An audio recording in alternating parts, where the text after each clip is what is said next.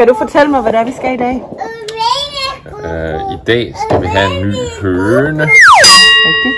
Og hvorfor er det, vi skal have hende? Det er fordi, at hende, der har hende, ikke gider at have hende. Sådan det er. Hende, der har hende, vil rigtig gerne have hende. Den lille hønepøne bliver drillet af de andre hønepøner. Det er fordi, den bliver drillet af de andre høns. Så vores høns er søde. Som Kim ganske rigtigt fortæller, så skal vi altså ud og hente en ny høne, og jeg får hentet transportkassen frem, vasket den af, jeg får den fyldt med halm, og så er vi altså klar til at køre ud og hente den her lille høne. Raven er med på bagsædet med sine hønebamser Ole og Ida. Det her er fra køreturen hjem, efter vi har fået hentet den lille tøspige. Rigtig, rigtig sød lille høne, og hun tog faktisk køreturen rigtig pænt.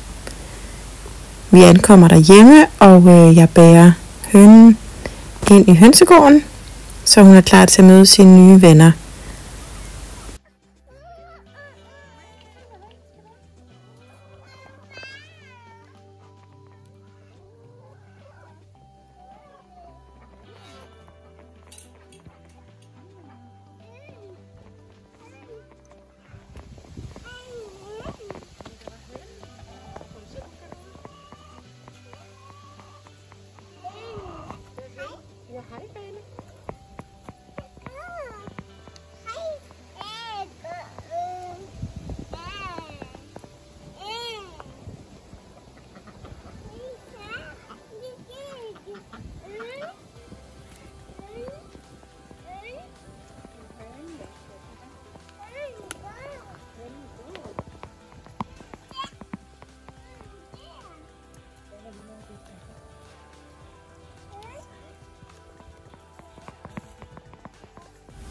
Der er nu gået 4 dage siden vi hentede hønen, som nu er blevet døbt Tulle, og det går bare rigtig fint med hende. Hun er faldet godt til i flokken, og hun er også begyndt at lægge æg.